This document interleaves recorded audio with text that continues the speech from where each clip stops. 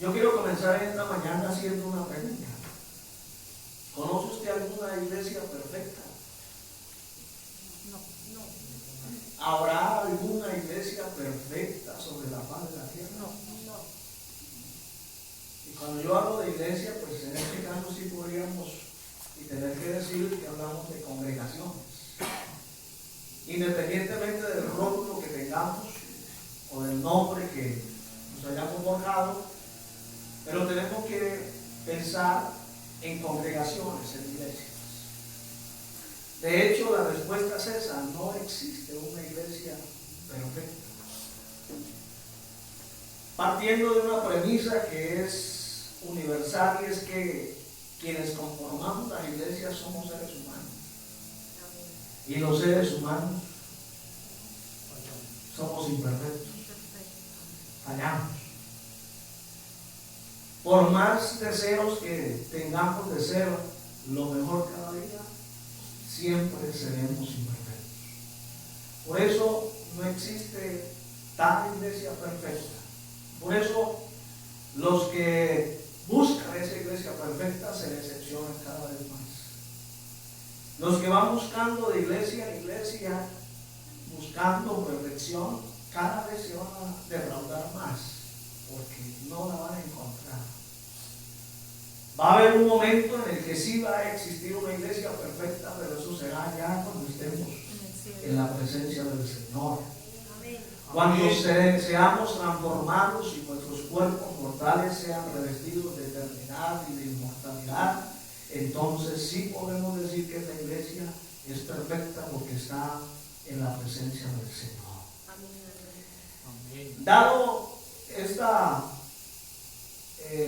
introducción breve, si se le puede decir así, yo quiero que veamos, hermano, en la iglesia a los hebreos algunas cosas que el escritor encontró en esta iglesia. Y yo quiero, antes de entrar aquí, decir lo siguiente. Esta iglesia, los hebreos, como el nombre lo indica, la conformaba gente hebrea, gente judía.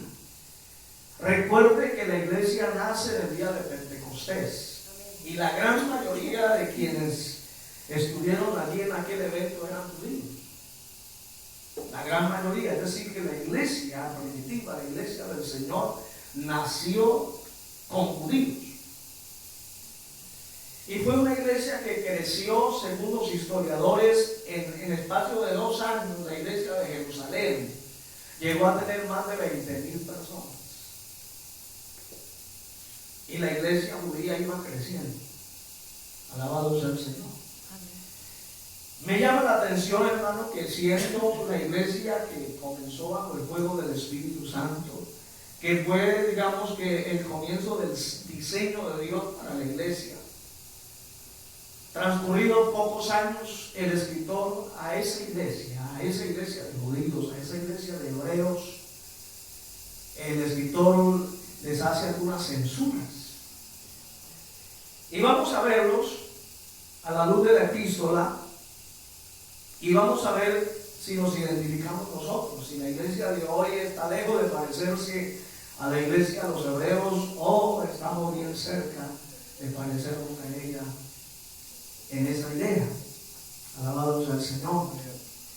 Entonces, lo primero que encuentra el escritor, y bueno, algo más para decir, es que el escritor a ciencia cierta no se sabe quién fue. Una buena parte de los teólogos y de los escritores, de los estudiosos, opinan que el escritor de esta epístola a los hebreos es Pablo. Y en lo personal me inclino a pensar que sí, por todo el contenido de la epístola, por todo el conocimiento de la teología judía y hebrea. Pues quién mejor que Pablo, que fue un fariseo y que fue un teólogo judío, educado a los pies del mejor maestro que había en la antigüedad, Gamaliel. Así que quién mejor que Pablo, que conocía toda la teología y la cultura judía, para escribir esta epístola. Pero independientemente de quién haya sido, si es Pablo o no, lo que vamos a estudiar hoy es que el escritor hizo un escáner, una radiografía a esta iglesia y encontró algunas anomalías. Y las vamos a mirar en esta mañana con la ayuda del Señor. La primera la encontramos en el capítulo 2, verso del 1 al 3. Dice: por tanto es necesario que con más diligencia atendamos a las cosas que hemos oído, no sea que nos deslicemos, porque si la palabra dicha por medio de los ángeles fue firme, y toda transgresión y desobediencia recibió justa retribución, ¿cómo escaparemos si descuidamos una salvación tan grande, la cual, habiendo sido anunciada primeramente por el Señor, no fue confirmada por los que la oyeron? Lo primero que encuentra el escritor es una iglesia descuidada e indiferente. No habían pasado muchos años. Si fue el apóstol Pablo quien escribió esta epístola, es decir, no habían pasado 20 años, poco menos, desde que esta iglesia nació y se formó como congregación, como iglesia. Y ya estaban dando pisos de descuido en su vida espiritual. Por eso Pablo aquí dice: ¿cómo escaparemos si descuidamos una salvación tan grande? Alabado sea el Señor. Yo creo que el descuido nos ha acompañado a lo largo de nuestra vida cristiana. Yo creo que no hay cristiano sobre la faz de la tierra que no haya tenido al menos un tiempo o un momento de descuido en su vida espiritual. El problema es que nos quedemos en el descuido. El problema es que nos familiaricemos con el descuido y asumamos esa posición de que todo está bien. Usted no encuentra a la gente que uno le pregunta: ¿y cómo está su vida espiritual? Bien. Pero en el fondo ellos saben que están descuidados, que han aflojado en su vida cristiana, en su devoción con Dios, en su búsqueda de la presencia del Señor, se han descuidado. Otras cosas han llenado el espacio, el tiempo, les han quitado la oportunidad de estar en la presencia del Señor. Y ese es el reto y el desafío que constantemente usted y yo nos vemos enfrentados. Mucho más ahora, hermano, mucho más ahora, con tanta distracción que hay, con tanto entretenimiento que hay, con tanta cosa en la que nos podemos enfocar y gastar nuestro tiempo a veces irresponsablemente. Alabado sea el Señor. Porque afortunadamente yo soy de esa generación que supo vivir sin celular, supo vivir sin tecnología, y ahora pues me ha tocado también vivir bajo esas circunstancias. Pero yo sé equilibrar las dos cosas. Alabado sea el Señor. Pero hoy tenemos un reto mucho más grande. Antes la gente no tenía mucho en qué distraerse, tal vez en el deporte, en el fútbol, en esto, bueno, que no es tan malo. Pero hoy, hermano, hay mucho en qué distraerse la gente. Y ahí es donde estamos, digamos que abocados a traspasar esa línea muy delgada y caer en el descuido. Les cabe preguntarnos en esta mañana: ¿qué tan descuidados estamos? ¿Nos hemos descuidado y no nos hemos dado cuenta? O si nos hemos dado cuenta, nos hemos hecho el de los ojos ciegos y el de los oídos sordos, y como que ya nos hemos acostumbrado a ese ritmo de vida, como que si Dios entonces no me castiga, no me disciplina, entonces es porque yo estoy bien. No, mi hermano querido, alabado sea el Señor. Esta iglesia había descuidado su salvación. Y bueno, no es el tema entrar a profundizar sobre lo que quiere decir este verso, que es bien profundo, pero es que descuidar la salvación es descuidar todo. Alabado sea el Señor. Y lo que quiero resaltar aquí con respecto a ese tema es la expresión que usa el escritor: una salvación tan grande,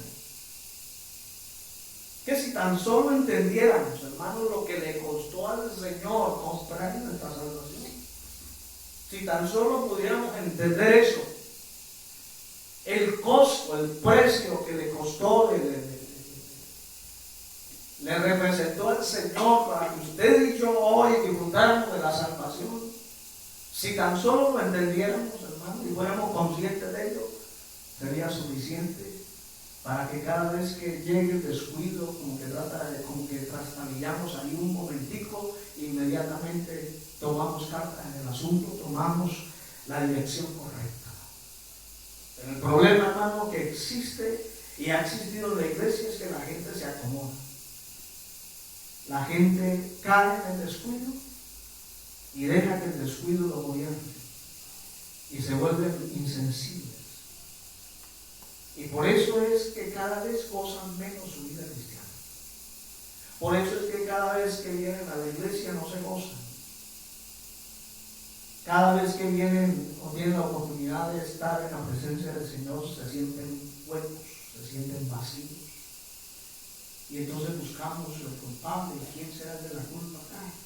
La culpa es de la vaca, dice el libro. Alabado sea el Señor. ¿Sí me van a entender, hermano? Amén. ¿Por qué? Porque hemos caído en el descuido y no nos queremos dar por entendidos que estamos descuidados, que hemos abandonado, que ya no oramos lo mismo, que ya no leemos la Biblia lo mismo, que ya le dedicamos más tiempo a otras cosas que no nos enriquecen, tal vez no sean pecaminosas, pero no nos enriquecen espiritualmente. Y cuando hablamos de buscar a Dios, de nuestra comunión con Dios, es eso, hacer las cosas que nos robustecen espiritualmente, que nos ayudan a crecer espiritualmente. Alabado sea el Señor. Y entonces ahí es donde yo tengo que ser sabio e inteligente, no entrar en el descuido y mucho menos en la indiferencia. El sentirme atacado cuando escuchamos este tipo de cosas y ya el pastor me las está echando a mí. No. Esto, digamos que es una demostración de que Dios nos ama. Y por cuanto Dios nos ama, nos llama la atención cuantas veces sea necesario. Y de la manera como Él sabe hacer. Alabado sea el Señor. Entonces, número uno, el descuido. Preguntemos, hermano. Vamos a ser honestos en esta mañana. Y si podemos medir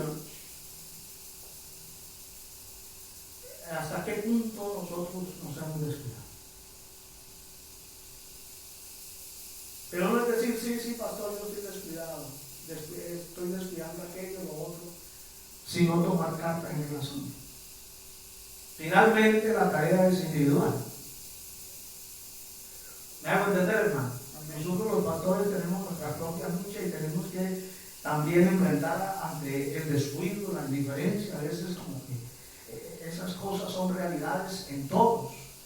Entonces, nosotros no podemos hacer nada para que usted cambie su propia historia. Simplemente dar la palabra, que es lo que nos corresponde a nosotros, y cada quien tiene que ser responsable de esa tarea. De hacer la introspección personal, el autoexamen y decir, oiga, estoy aquí fallando en esto, voy a ponerle atención a esto y voy a corregir este asunto. Que Dios nos ayude, hermanos. Alabado sea el Señor. Capítulo 3, versículo 12, porque son varias cosas que debemos ver en esta mañana. Capítulo 3, verso 12, dice, mirad, hermanos, que no haya en ninguno de vosotros corazón malo de incredulidad para apartarse del Dios vivo. ¿Qué encontró el escritor en esta iglesia, hermano? Incredulidad. Encontró que en medio de esa iglesia que fue levantada bajo el fuego del Espíritu Santo con milagros y prodigios enormes, habían caído en la incredulidad. Yo pregunto, ¿será que la iglesia tendrá razones para dejarse permear por la incredulidad? ¿Usted qué cree? ¿Será que Dios ha dejado de obrar, Dios ha dejado de hacer cosas como para que usted y yo dejemos de creer que Dios lo puede hacer? Él la sigue haciendo. Alabado sea el Señor. Dios no ha cambiado. El problema está en nosotros. El problema es que nuestra fe se ha ido debilitando. Y claro, lo uno lleva a lo otro, ¿no? Si nos descuidamos, lógicamente dejamos de creer. Ahora, hermano, lo importante aquí no es ver para creer. Y es que así no veamos, seguimos creyendo. Porque es que si yo tengo que ver para creer, entonces es una fe. ¿Me hago entender? La verdadera fe se basa en lo que no veo. Así que yo no tengo que ver a un Dios activo las 24 horas del día para creer que Dios lo puede hacer. Y que Dios puede hacer X o Y milagro, que Dios puede ser propicio a mis circunstancias, ¿no? Así Dios guarde silencio, así Dios no mueva su mano por X o Y determinado tiempo, yo debo seguir creyendo que Dios lo puede hacer. Amén. Alabado sea el Señor. El problema es que la gente, hermano, y dentro de la iglesia, en la historia de la iglesia, han habido sectores de la iglesia que se han enfocado mucho en los milagros. Y no digo que sea malo. No, qué rico ver que Dios sane a los enfermos, que Dios levante a los paralíticos, que Dios resucite a los muertos, que Dios haga prodigios. ¡Qué maravilla! Pero lo malo está en que la gente conoce al Dios de milagros solamente. El día que deje Dios de hacer milagros, porque Él es soberano y si a Él se le da la gana de no hacerlo, no lo hace. Pues esa gente que está acostumbrada y que se acostumbró a ver a Dios obrar, dejará de creer que Dios lo puede seguir haciendo. Ese es el riesgo que se corre.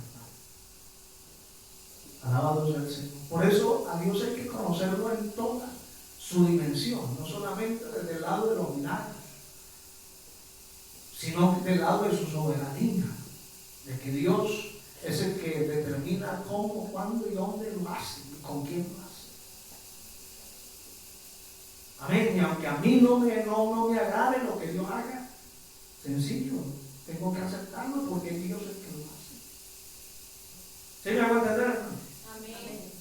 Entonces a Dios hay que conocerlo en todos sus aspectos, en todas las áreas del carácter de Él. Alabado sea el Señor. Pero vuelvo y digo, vivimos en un mundo demasiado contradictorio. Y escúcheme lo que voy a decir, hermano. No es verdad y no es cierto que hay cosas que usted y yo queremos, deseamos, pero no suceden como nosotros queremos. Y las cosas que a veces no queremos que suceden. Ahí está el caso de lo que hablábamos hace unos minutos. ¿Cuántos deseábamos que por fin iba a poner de fin a ese gobierno dictador y tirano? Y no sucedió, hermano. Alabado sea el Señor. Lo que decía la hermana Rocío, hay mucha gente cristiana humillándose hoy, hermano, y es que daba tristeza ver cómo la gente salía llorando y apenas recibieron los resultados maldecían y en fin, vociferaban, expresaban toda su rabia, su indignación, su tristeza, su dolor. Era lo que la gran mayoría de los venezolanos esperaban y no sucedió, hermano. ¿No le parece a usted, hermano? Triste, lamentable, pero esa es la realidad. No lo entiendo, pero Dios sabrá el por qué. ¿Qué me toca hacer como buen cristiano que soy? ¿No? Aceptar, así no me gusta, así no me agrade, así sienta rabia, impotencia. Pero me toca aceptar las cosas. A lo mejor algún día lo voy a entender. O a lo mejor no. Pero no me corresponde a mí matarme la cabeza y ni quemarme las neuronas preguntándome por qué. Pero esas cosas, al que es débil en su corazón, en su fe, en sus convicciones, lo puede llevar a la incredulidad. Y se puede volver un cristiano seco, un cristiano duro de corazón, un cristiano incrédulo, que ya no ora porque para qué si Dios no lo hace. ¿Sí me voy a entender? Ya se vuelve como, a ver, permítame buscar el término correcto, hermano, se vuelve como muy conformista con las cosas, ¿no? Yo no pido a Dios porque finalmente Dios no. ¿Cuánto tiempo llevo pidiendo y no lo hace? Años pidiendo y nada. ¿Y sabe qué es lo otro que ayuda a este estado? Es que a veces a las personas que nosotros creemos que no les debería ir bien, les va bien. Vivimos en un mundo complejo y paradójico. Y siempre he sostenido esta tesis. Y máximo cuando he llegado a la epístola de Pablo y me retrocedo al profeta Isaías, cuando la gente decía hay que hacer males para que nos vengan bienes. Parece ser que esa premisa desde el principio funciona y ha funcionado siempre. Porque usted ve gente mala, pero mala, que le va bien. Usted ve gente que hace lo malo y gozan de buena salud. Y se mueren de viejos, no de enfermos. Aquí tenemos un cuadro patético, hermano. El diablo empasta, malvada veces. Tiro fijo. El creador de la FARC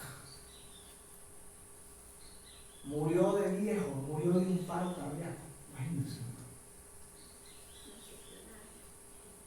Y yo conozco gente buena. Hace 4 años se me murió un gran amigo mío, un pastor, un siervo de Dios,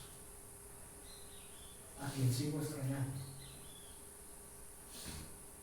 De un cáncer en el estómago. ¿Y sabe cómo murió? Sequito, hermano. Sequito. 5 años.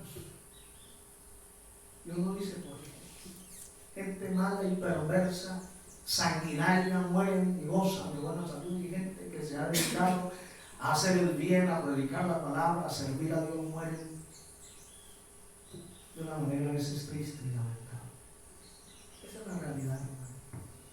Pero vuelvo y digo, esas cosas, aunque son una realidad, no deben permear nuestra fe en el Señor. Amén. Nuestra fe debe ser inquebrantable. Jamás podemos llegar a sentirnos que ya no le creemos a Dios. No, Dios sigue siendo Dios. Amén, amén. Y Él sabe por qué.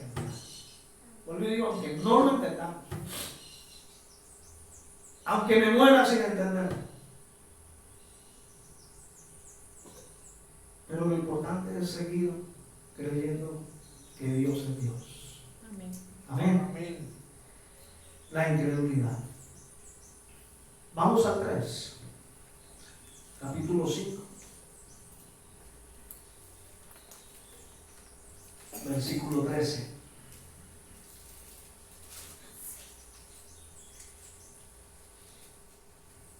Dice, y todo aquel que participa de la leche es inexperto en la palabra de justicia, porque es niño. Oiga, hermano, el escritor se encontró con una iglesia inexperta, una iglesia inmadura, ese es el término más concreto. Inmadura. ¿Quiénes son los que toman leche? Naturalmente hablando. Los niños, los bebés. ¿Ven? Pero qué triste es ver gente que lleva 10, 20 años en la iglesia, hasta 30 y 40, y se comportan todavía como niños. Todavía hay que darles lechecita, todavía no se le puede dar la vianda dura. No, el pastor no puede desenfundar la espada y golpearnos e herirnos porque se molesta, porque no vuelven a la iglesia. Y se vuelven niños mimados, que hay que buscarlos, hay que ir a consentirlos, hay que ir a vendar las heridas y a mimarlos, porque si no se van. No, mi hermano querido. Yo creo que a estas alturas de la vida las técnicas pastorales han cambiado demasiado, hermano. Yo me acuerdo que esa era la técnica en los tiempos nuestros, cuando comenzamos esta labor. nos tocaba de esa manera, hermano. Y nos preocupábamos en demasía cuando alguien decía no vuelvo, no quiero volver. Wow, hermano, eso era la muerte para un pastor, hermano. No dormíamos, no comíamos. Hasta que íbamos a vendarle las heridas y los mimábamos y volvían y otra vez nos devolvía el alma al cuerpo. No, pero ya los tiempos han cambiado, hermano. Ya uno va entendiendo que la gente tiene que aprender a caminar sola. Y esta pandemia que pasó hace 4 años nos enseñó eso, hermano.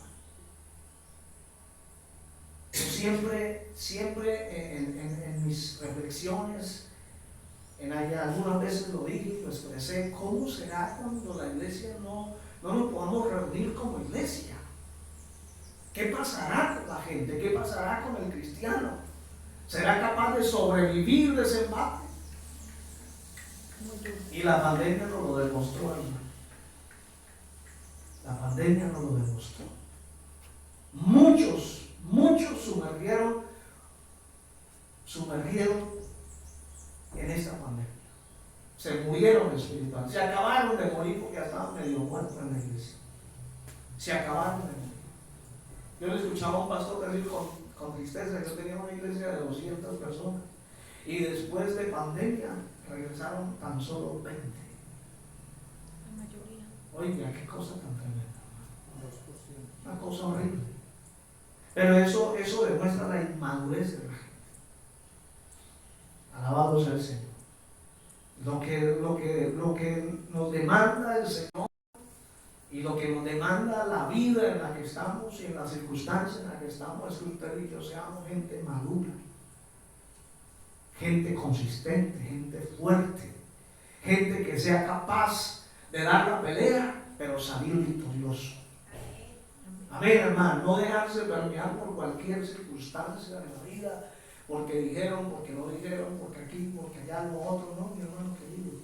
Yo creo que uno tiene que llegar en la vida cristiana, a llegar a ese punto donde lo que haga o no hagan los demás no me afecta para nada. Y yo en algunos momentos digo, como el argot de los muchachos, a usted y a mí nos tiene que resbalar lo que los demás hagan o dejen de hacer, digan o no digan, alabado sea el Señor. Pero eso no, si a usted le afecta lo que un hermano diga y lo afecta y lo pone como cabezón, permítame decirle con toda crudeza en esta mañana que usted es una persona que todavía no ha llegado a la madurez. Tiene que trabajar más en esa área. Amén, hermanos. Amén. Y cuando hablo de la inmadurez, siempre menciono un meme que aparece por ahí que me llama siempre la atención, y pone la cara de un niño con barba. ¿Lo han visto por ahí, hermano? Un niño con barba. Y así hay gente en la iglesia, hermano. Viejos de estar en la iglesia, pero son unos niños a la hora de jugar. Son inmaduros. Se dejan afectar por cualquier cosa. Viven enfermos emocionalmente. Y hay que ir detrás de ellos como los niños pequeños, arreándolos y mimándolos. Hay que darle detallitos para tenerlos contentos. Este es el tiempo de demostrar de qué estamos hechos. Amén. Y vuelvo y digo, como no tenemos una iglesia perfecta, hermano, siempre nos vamos a ver abocados a determinados comportamientos que no nos agradan, pero que no nos deben afectar.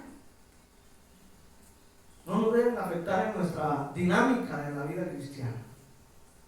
Gloria al Señor. El escritor encontró a esta iglesia comportándose como niños, deseando la leche materna. Alabado sea el Señor. Ve qué cosa, oiga. Gloria al Señor. Quiera Dios que no esté hablando con ninguno en esta mañana. Que esos inmaduros estén por allá en otro lado, lejos de aquí. Gloria al Señor. Pero la vida misma se va a encargar y se ha encargado de madurarnos a la buena o a la mala. Y los que tal vez hemos llegado ya a esa altura que ya no nos afecte nada, no ha sido de gratis, hermano. Alabado sea el Señor. Yo no puedo venir a decirles aquí que esto fue así que de la noche a la mañana. No, mi hermano, yo también pasé por eso y alguna vez tuve una experiencia en mi vida hace muchos años que me afectó alguna situación, mi hermano, me afectó porque alguien dijo algo de mí, me vendió con el pastor y me puso por el piso y eso me puso mal, cabezón.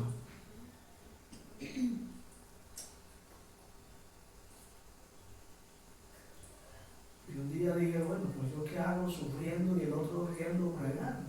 Sí. El otro gozando y yo aquí muriendo, me olvídese.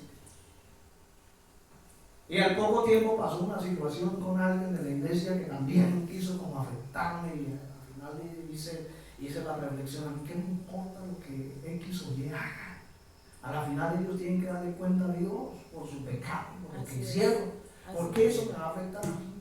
Y desde ahí, hermano, desde ahí tomé esta posición y de aquí en adelante nada de lo que los demás hagan me va a afectar.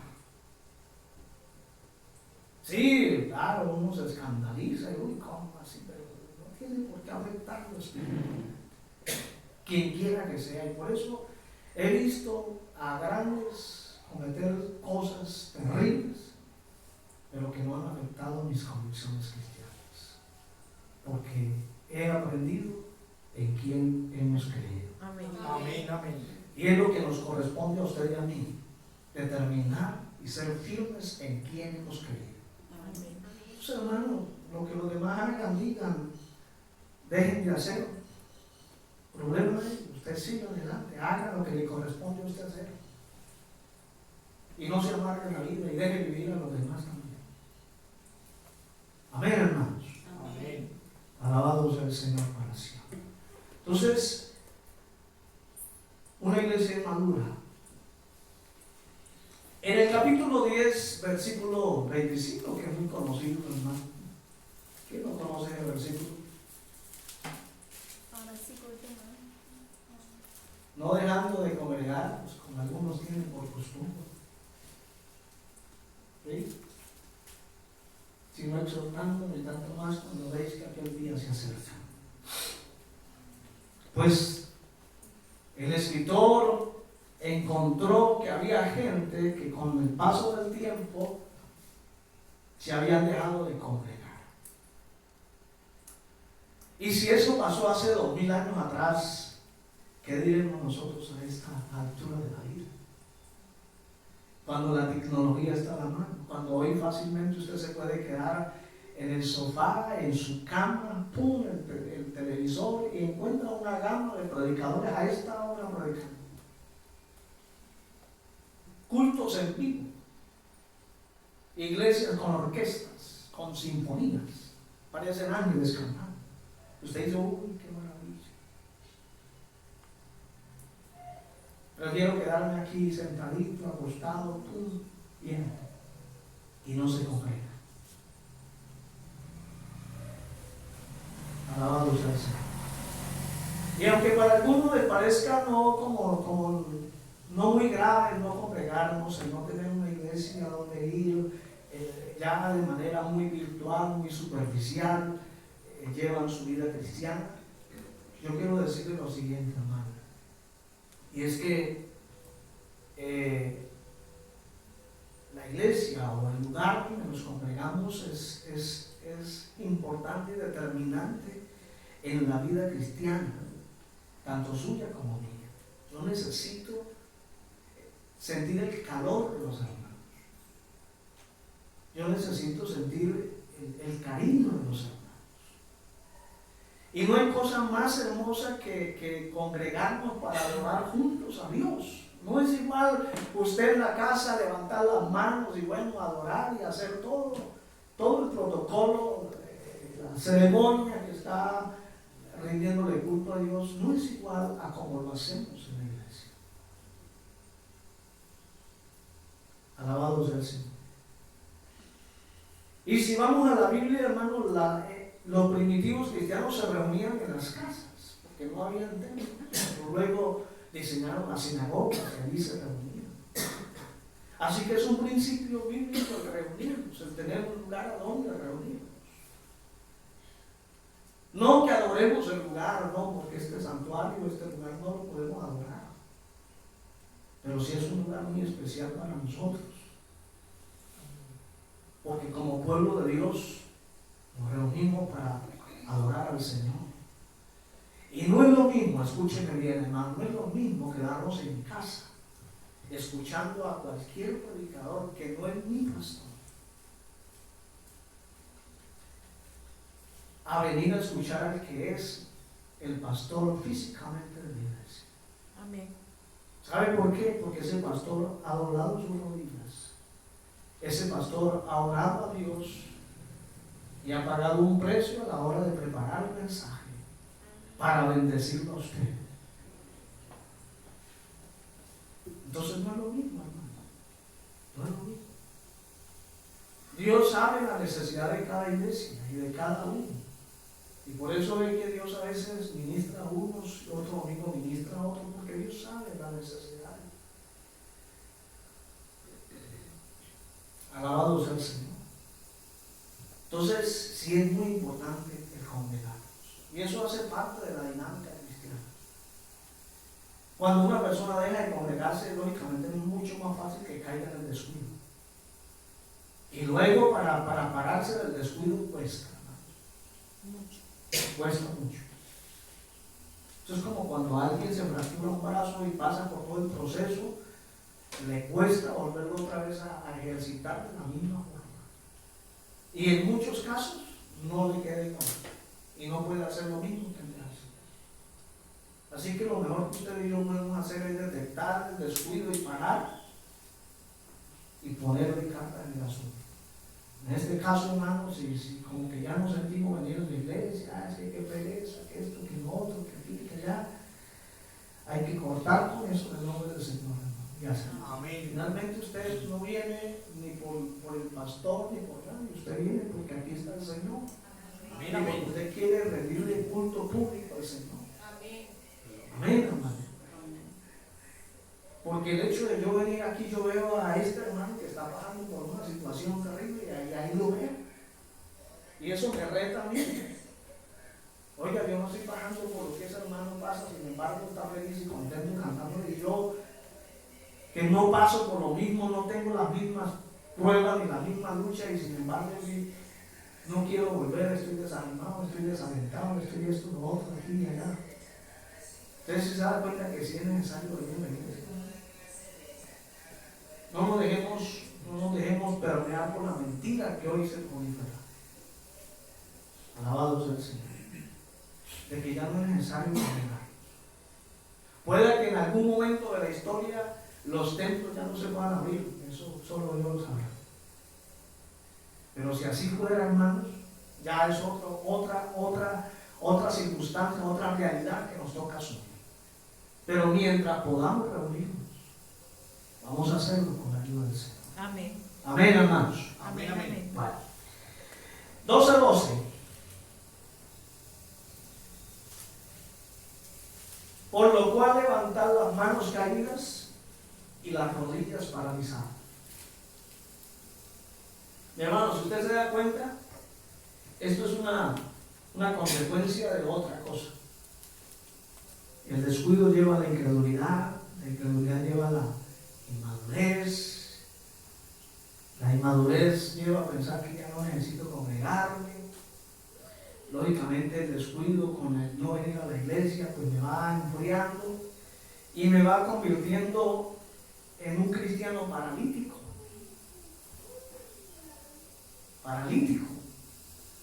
que ya no me muevo, ya no estoy activo. Por más que quiera moverme, no puedo hacerlo porque estoy paralítico. Por eso mire el llamado que le hace el escritor a esta iglesia: levantar las manos caídas y las rodillas paralizadas. ¿Las manos de qué hablan? A ver, hermano. ¿De qué hablan las manos?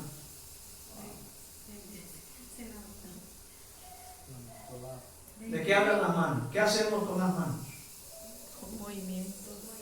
accionamos. Sí. Esta Mosquita. va a quedar en el video ahí para que se ríen. Prendemos el ventilador, pastor. Tal vez sí. No prende. Gloria al Señor. Y lo pone para el lado del pastor. Póngamelo aquí, por favor. Aleluya. Entonces, hermano, había creyentes paralizados. Y por eso, entonces dice levantar las manos caídas, con las manos accionamos. Somos activos, trabajamos. No podemos quedarnos de brazos cruzados cuando tenemos que hacer. Cuando sabemos que debemos hacer cosas. No podemos quedarnos cruzados de brazos esperando a ver quién lo hace. No, si me corresponde a mí, yo lo hago. Amén. Amén. Y la vida cristiana es de accionar, es de estar como activo permanentemente. La pasividad nos hace daño.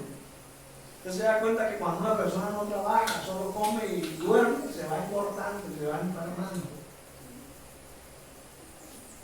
La actividad nos ayuda a mantenernos dinámicos, vivos, con salud. ¿Ven? Y nos mantiene emocionalmente sanos también. Por eso es necesario reprender y contraatacar la parálisis espiritual. No podemos quedar ahí simplemente esperando que otros hagan por nosotros. Pastor, ore por mí, el sinvergüenza no ora, hermano. Imagínense. Ayune por mí, pastor. Y piden oración, y no es lo que sea malo hacerlo. Y piden que ayunen, y ellos no ni oran ni ayunan. No, hermano, le digo, cada quien tenemos que aprender a librar nuestras propias batallas. A nosotros nos toca librar nuestras propias batallas. Amén. Alabados al Señor, pero eso se hace con acción, con las manos levantadas. Levantar las manos caídas, y claro, esto es sinónimo de victoria, hermano. Lo que hace un atleta cuando gana, levanta las manos como diciendo, gané, soy victorioso. Esa debe ser la posición suya y mía. Tener las manos arriba siempre, en victoria, hermano. Amén. Estamos en victoria. Amén, amén. ¿Cuántos estamos en victoria entonces? Amén. ¿Cuántos estamos en victoria? Amén. Aunque el diablo nos ataque. Así es. Aunque el diablo venga o el enemigo venga como río, Jehová levantará bandera por nosotros. Amén. Gloria a Dios. Alabados al Señor. Todos estamos llamados a ganar.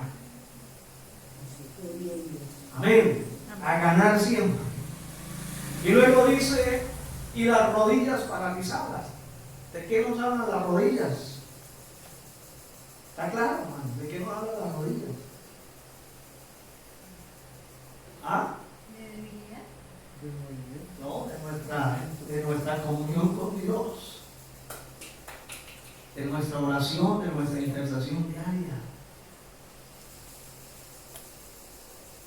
Las rodillas hablan de eso, de comunión, de hincarnos, de postrarnos ante el Señor. Alabados del Señor. No podemos por ninguna razón, ni motivo, ni circunstancia descuidar nuestra vida de oración delante del Señor. Ahora, eso no quiere decir que sea de rodillas siempre, pero es digamos que la posición más correcta para mí.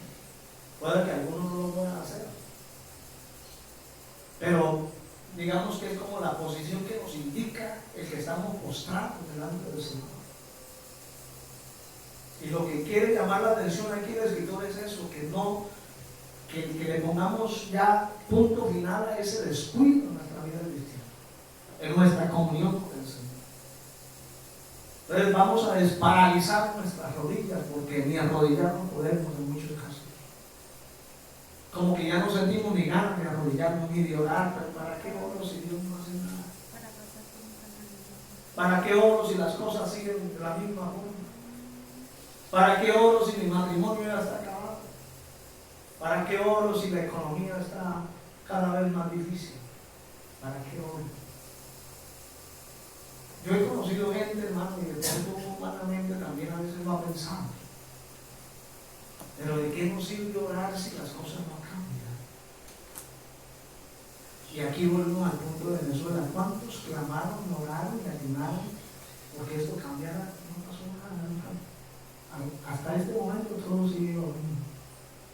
Puede que en estas horas, estos días que siguen, algo pase, pero al menos hasta ahora no ha pasado nada. Y entonces eso nos puede perturbar y nos puede hacer pensar, pero ¿para qué yo sigo orando? Si las cosas no cambian, las cosas siguen peor. Ahí es donde está entonces la confianza en el Señor, nuestra fe inquebrantable. Lo único que yo he podido aprender a lo largo de mi vida es que Dios tiene un tiempo y un momento para hacer lo que Él sabe que tiene que hacer. Amén. Él sabe cuál es el momento y Él lo hace en el momento que Él lo cree así. Y terminamos en esta mañana, alabado sea el Señor, con el versículo, capítulo 13, verso 9. Dice: no os dejéis llevar de doctrinas diversas y extrañas, porque buena cosa es afirmar el corazón con la gracia, no con viandas que nunca aprovecharon a los que se han ocupado de ellas. Encontró una iglesia inestable, una iglesia que se dejaba llevar por falsas doctrinas, según aquí, por falsas enseñanzas. Y yo quiero aquí ser muy puntual y corto, y es que no nos podemos dejar llevar por el sensacionalismo que hoy quiere permear o que ha permeado ya la iglesia, y llegar a creer que solamente donde ocurren determinadas manifestaciones es que Dios está ahí. Porque yo les debo decir algo, y lo digo con toda mi convicción del caso: no siempre donde sucede ese tipo de cosas Dios está ahí. Porque en muchos escenarios donde suceden cosas extraordinarias son meramente manipulación humana. No es Dios el que está obrando. No digo en todas, no, pero sí en determinados casos. Entonces no nos podemos nosotros dejar permear por ese mundo sensacionalista que nos quiere vender. Y si el pastor no habla en lengua, entonces no es ungido. Y si el pastor no profetiza, entonces pare de contar. Y si el pastor no brinca, ni salta, ni grita, porque a veces pretendemos que la unción es el grito y cogen este aparato y, mejor dicho, se vuelven locos. No, eso es sensacionalismo. Yo no necesito gritar para decir lo que estoy diciendo, hermano. ¿Me hago entender? Amén. Yo considero que necesita que cantarme para que usted me escuche, para que usted al menos atienda lo que le estoy diciendo. No, yo creo que ha sido claro, conciso, transparente la palabra, hermano. Entonces no nos podemos dejar llevar por esa corriente que hoy impera en muchas congregaciones e iglesias. Alabado sea el Señor. Que si no hay profecía, entonces Dios no estuvo en el culto.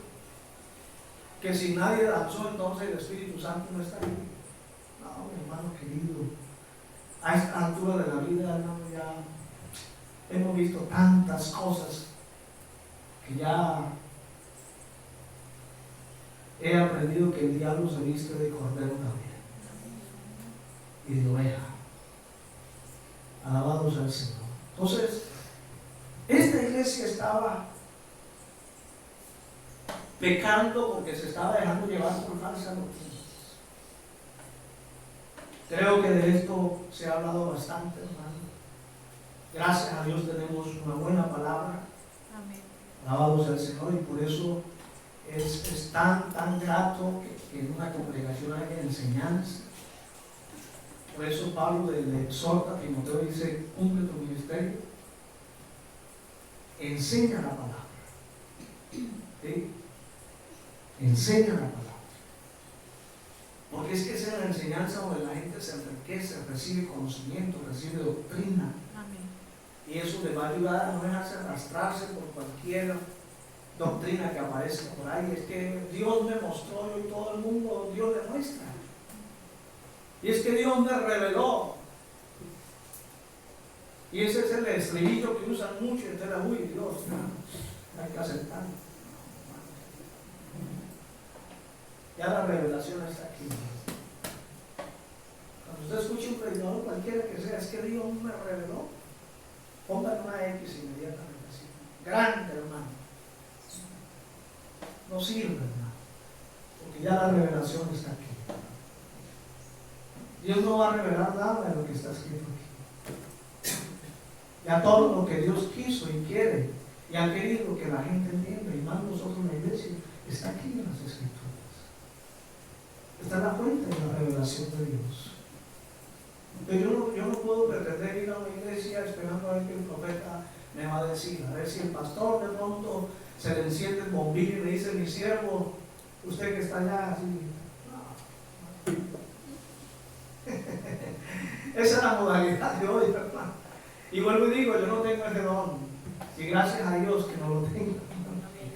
No quiero meterme en problemas. Porque he visto a muchos meterse en problemas, hermano.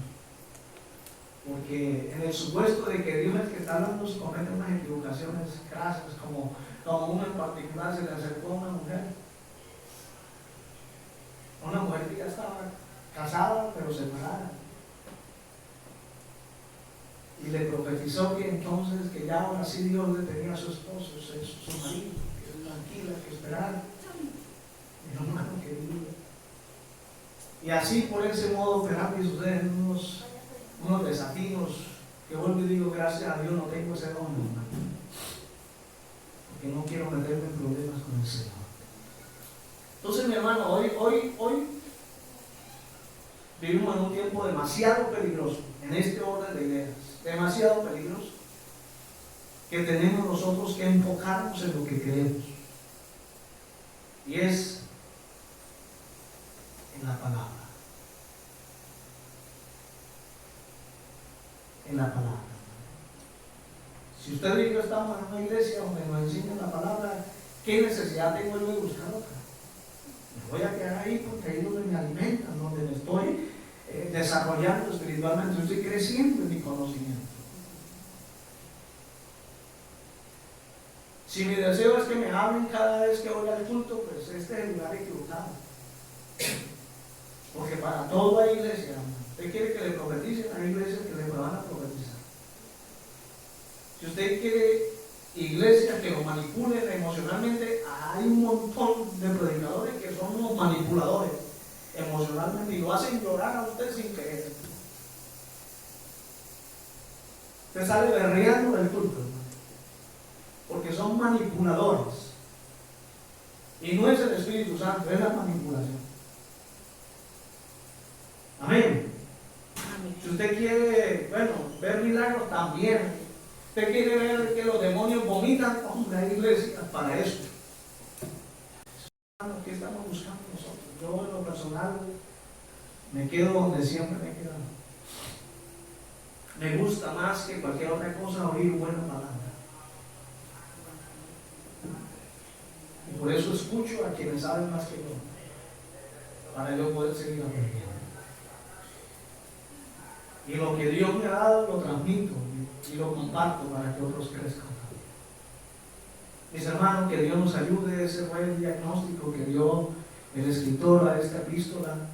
No sé qué tan lejos estamos de parecernos a esta iglesia, pero solo usted y yo lo sabemos. Que Dios nos ayude en esta mañana. Amén.